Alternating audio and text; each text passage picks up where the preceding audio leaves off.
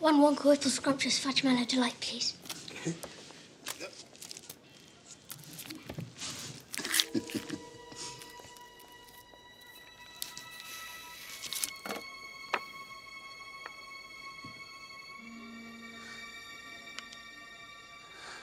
It's a golden ticket. You found Wonka's last golden ticket. Yippee! This is the Chris Mocko Show.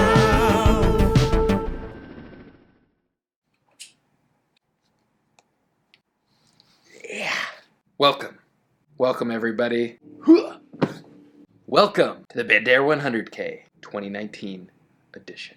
Hello and welcome to Bandera, Texas. Not true. San Antonio, Texas. It is Thursday, January 3rd. Happy New Year. This is my first post in 2019. We have made it. I will be competing in the Bandera 100K this weekend. I know your first question is, see money, it's Thursday. Weren't you supposed to fly out on Friday? Well, I had some luck with United, was able to change my flight at the last minute for the best price of free $99. Very relieved that I got that out of the way today. I get to sleep in tomorrow, do a shakeout in the morning without worrying about flight delays, getting to the airport, making bus transfers, and all of that funness. Lesson learned, try not to book a flight the day before a race. Very lucky to have gotten my travel adjusted, so that did not become an issue.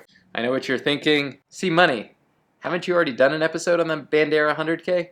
Well, yes, astute listener, I have. Last year I came out here to try to get a golden ticket at Western States. It ended up being a rather disappointing race. Did not make it past mile 15 or 16. Dealt with some injuries, dealt with some lack of motivation, but I am optimistic that this year is going to be different, and for a number of reasons. One, I no longer have a desk job. I have been relaxing, resting, sleeping better than I have in a very long time. Number two, I've been training at a much higher intensity for the last couple of weeks, and with that has come a bit of fitness, but more importantly, some confidence. And number three, instead of traveling with Kirk, who is a great man in his own right, I'm going to be picking up a lady tomorrow.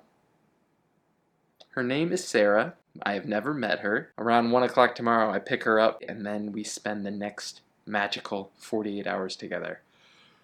To say that I'm nervous this weekend would be an understatement. Do I care about the race? No. Do I care about impressing this girl and proving that a 32-year-old can still be relevant and cool amongst these millennials? Yes, very nervous about that. If you haven't been following the Twitter sphere, there's been some changes to the race.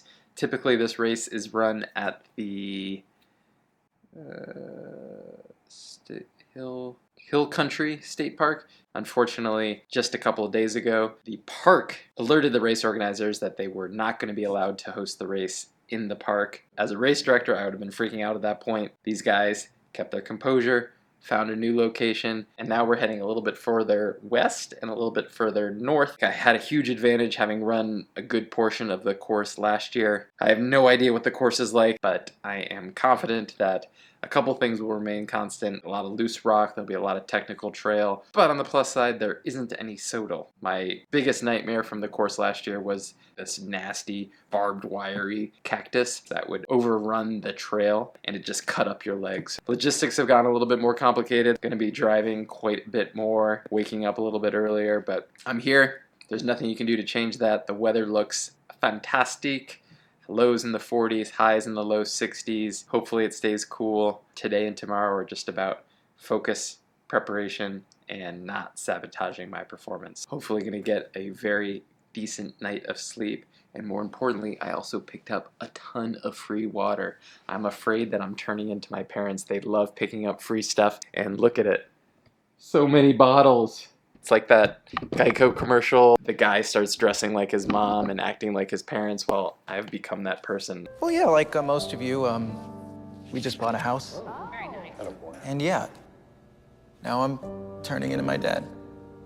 I text in full sentences. Now I'm the guy who gets up at 5 just to tell people I'm up at 5. I woke up at 4. That's not one up. No one wins with a one up. Jeez, Chris, what has happened to you? Do you see how he let the dadness overtake him?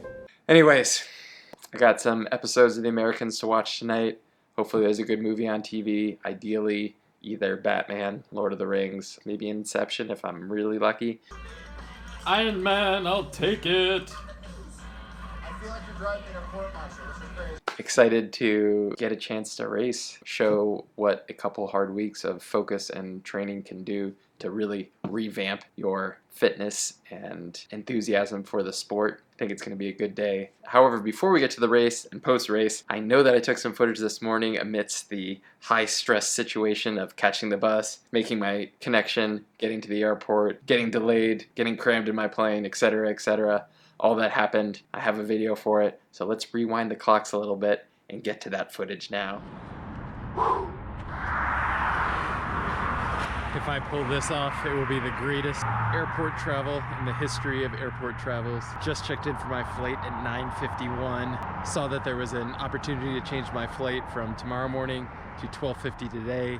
Decided to go for it, get an extra day to get the travel out of my legs before the race. I knew it was gonna be cutting it close. Jumped in the shower, grabbed all my bags, rushed down to the bus station, got to the gate that I thought I needed to be at. The security guard says no, it actually meets up at 30th and Pearl. Hustled back up the escalator, made it to the bus stop. As the bus was pulling out, I had to run through a red light. Heart rate is elevated. Now I'm waiting for the AB1, which will take me to Denver Airport. Need to find a hotel, need to find a place to get some good Texas barbecue tonight. Get an awesome night of sleep instead of waking up at the crack of dawn. We'll get my shakeout in San Antonio, and then head out to Hill Country. We're pumped, ready for a nap on this bus. Heart rate slowly getting back to a normal level. Say hi to the Flatirons. What's up, Flatirons? No sign of the EV1 yet. Starting to get a little bit nervous. I hope it comes soon. Come on, AB1. Please be AB1. Please be AB1. Not looking like AB1. Yeah! AB1! Woohoo! Ugh.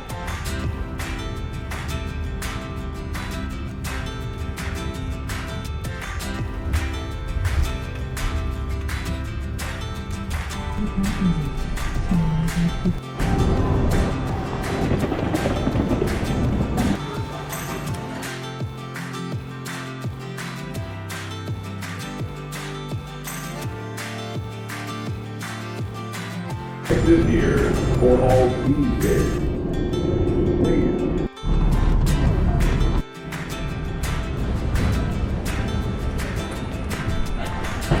Maybe you can go that way, works a little quicker. Thank you.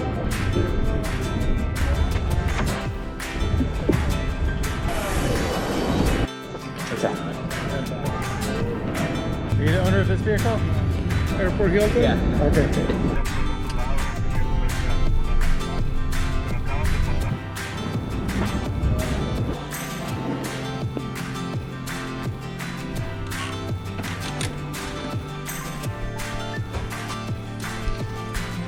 Woo-wee.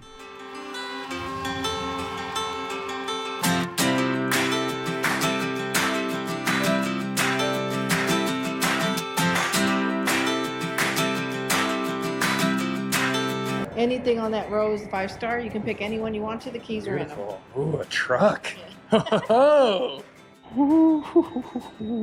There's absolutely nothing practical about a Ram 1500, but it looks so cool, and it's got a Hemi. My alternative is a GMC Terrain. It's got leather seats and is slightly more practical. I feel like I'm gonna chicken out. Sorry to let you down, American Dream. Sorry to let you down. One final look at the Ram 1500. Not gonna be happening today. Instead, we're going with the GMC Terrain. Sign number 2 that I'm turning into my parents. The GMC Terrain gets 39 miles per gallon on the highway. The Ram 1500 just gets 20. Might hate myself in 20 years when I'm telling my grandchildren. It's totally possible to have grandchildren in 20 years. Your father could have been driving a truck in Texas, and he chose a GMC Terrain. May not be able to live with myself after this one.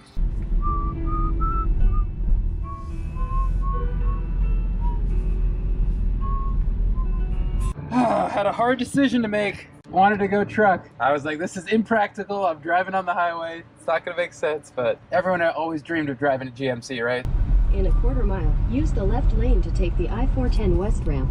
Applebee's!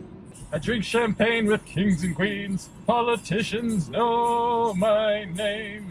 And from now on, gentlemen's clubs. Toys R Us, right next to a gentleman's club. We will come back home. What is up, YouTube Nation? It is Friday. I'm already regretting not getting the Ram 1500. This was the smart, economical decision. I can't be judged for that. I am literally minutes away from picking up Sarah. Gotta decide whether to go hat, go backwards hat, maybe throw on the shades, be like, oh yeah, I'm cool. I'm hip with the times. What's up, what's up? Couple deep breaths.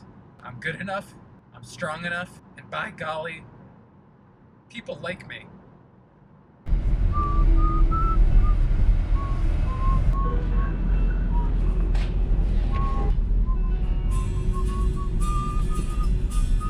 I drink champagne with kings and queens. Politicians praise my name. It's just because it looks cool. Like, we would have rolled up to the race in this truck.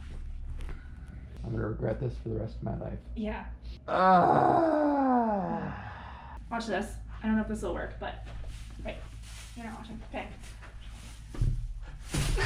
That didn't go as planned. Let me try again. No, it's not gonna work. Alright, actually, this hand's better. 2, 1. Whoa!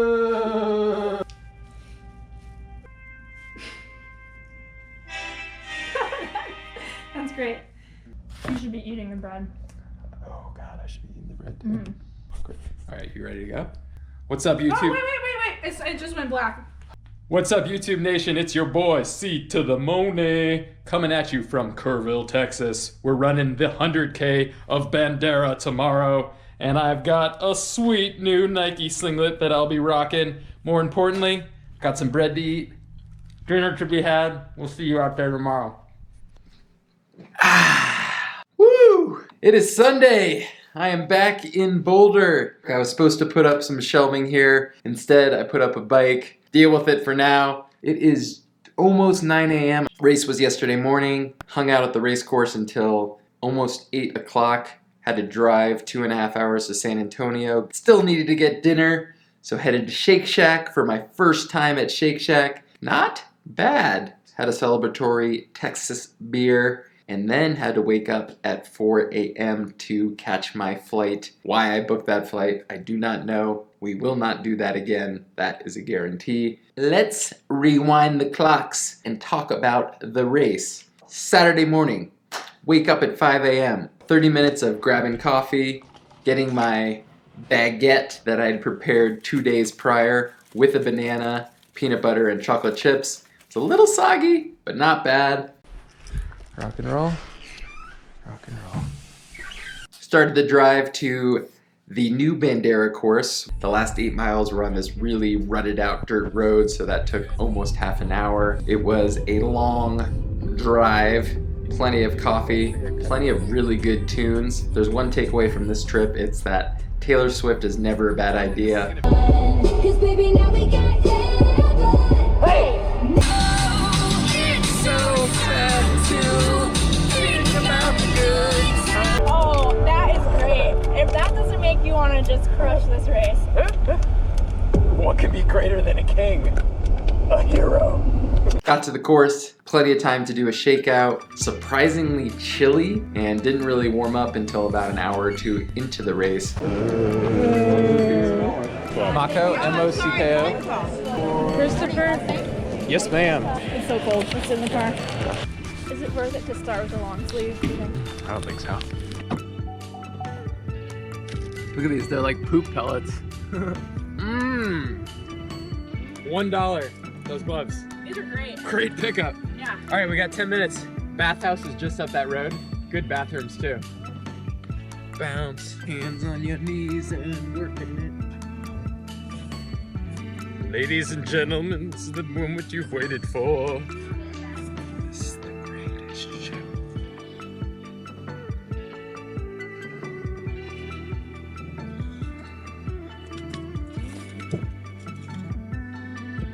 Let's go! Gun goes off, I immediately jump to the front, as I am wont to do. spend about 2 miles in the front, showing everyone who's boss. Realized that I am not quite ready to take the lead. The most important thing for me was to run my own race the entire day, and I knew if I had 15 dudes breathing down my neck, I was not going to be able to run the pace that I wanted to run. Let everyone go and just focused on running as conservatively as possible. Hi, Mocko. Go, see money. Right around the 12th to 14th position for the first 20 miles of the race. You never believe it's gonna happen, but it somehow happens every single time. People started coming back. I was running with a great group of guys. We started picking off runners. There was a barbed wire fence at one point in the course that you had to kind of duck underneath. The first time we went through it, I mentioned something along the lines of, well, some idiot's probably gonna run into that fence at some point today. Turns out that idiot was this guy. I slammed directly into it. Fortunately, no injuries. Get to the halfway point, 50K into the race. Legs are feeling real good. First and second place are running together about 7 minutes up. Third place is struggling mightily, and fourth place just leaves the aid station as I'm arriving. I'm in the hunt, starting to feel good. Caught up to fourth, very quickly caught up to third. Asked somebody on the trail, hey, how close is second place? And they were like, oh, he's sitting on the side of the trail. My teammate Matt Daniels happened to hit his head on a tree.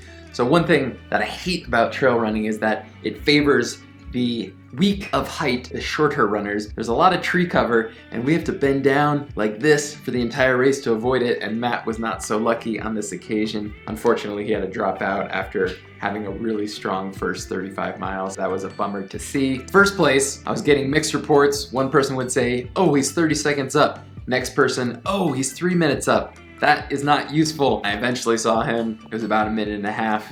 Then it was a minute. Then it was 50 seconds. I realized that he probably went through a bit of a bad spell, but he had gotten through it and was running strong again. Caught up to him. He actually pushed the pace, dropped me again. Caught up a second time. I decided to drop the hammer a little bit, hoping that he wouldn't make chase, but he did. And for the next 18 miles, had a sense that he was close by. The worst thing I could do at this point was blow up. The goal was to finish top 2. And if I risked too much, a la Steve Prefontaine, and went for broke and the victory, I could very easily end up in third place, which is not the place I wanted to be. When I got to 5 miles to go, I said, this is where I gotta make my move, and just smashed it. You're passing runners in both directions because it's an out and back. Lots of shouting to get people out of the way. At one point, I spooked the crap out of a woman coming down this fast descent. I have never heard someone yell so many expletives at once. I don't think she's gonna be watching this, but if you are, I apologize. Next time, keep that head up. To the group right behind her that was taking a selfie, not a good idea to go 4 abreast on a narrow trail. Anyways, 5 miles to go, 1 minute up, 3 miles to go. Pushed the pace even harder, looked back over my shoulder once, and he was right there. We had 2 miles left to go. He immediately passed really hard, not unlike what I did at the Pass Mountain 50K. Stephen Kirsch, if you're listening, you know what that feels like. I'm now a member of the Get Dropped Hard in the last 2 miles club. Not a great feeling. Pushed it hard to the finish. I wasn't able to close it down. Ended up 25 seconds back. As I crossed the finish line, I could have cared less.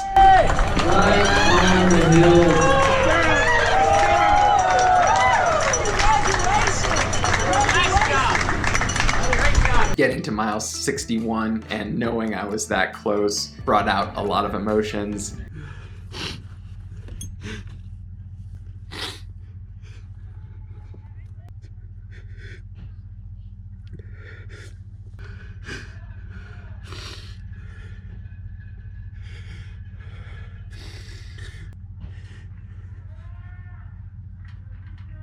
I only got one thing to say.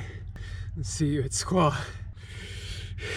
I'm going back to Western States, the first 100K in a very, very long time where I felt that strong. I ran 4 hours faster than Cape Town, set a personal best in the 100K by more than 20 minutes. Just Check, check, check. Really positive day. It was so fun to compete with somebody for the last 20 miles, albeit extremely painful. A really awesome experience. Tyler, if you're watching, I will see you at Western States. Good to stay hungry, but now I'm focused, energized. The next time I'm in that position, I will keep on pushing and won't let the second place runner back into the race. Great learning experience, but more importantly, just an awesome weekend. Sarah was the best travel partner I could have asked for. Okay with my jokes, handled my oddities and quirks like a pro. Thank you, Sarah. A couple takeaways from the weekend. Always have Taylor Swift downloaded. You never know when you're gonna lose service. Eat the bacon. The day before, I had 8 strips of bacon at breakfast, bacon in my pasta at dinner. Obviously had to fuel my performance. I've said it once, said it twice, said it at least 3 times. Run your own race, be patient, and just put on the blinders to what's going on around you. And even if you don't end up in the front of the race, passing runners certainly feels better than being the one passed. What else? What else? Couple other pointers on food. Eat that cake. The night before we were closing our tab at the restaurant.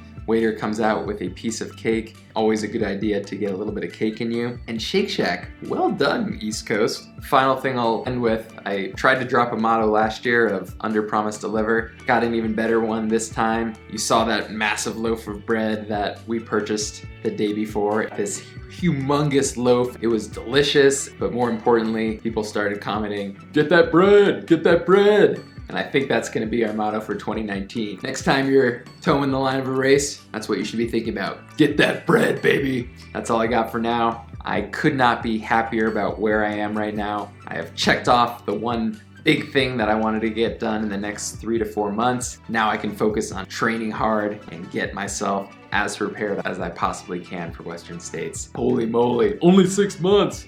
Time to get going. As Tropical John put it on my Facebook wall this morning, the Mocko Show is back. One more quick update. I mentioned I didn't have any footage from the race. However, I did get an awesome race report from some fans of the Mocko Show, Connor and Charlie. Thanks, guys. You're the best. Hope you had a great trail run that day.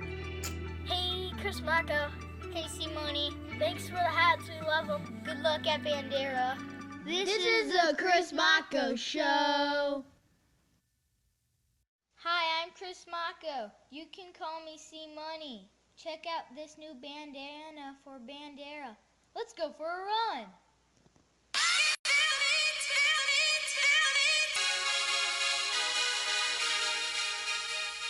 Schnikey's a golden ticket race.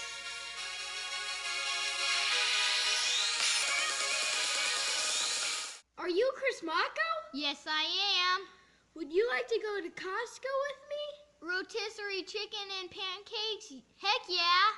Hop in, let's go. See you at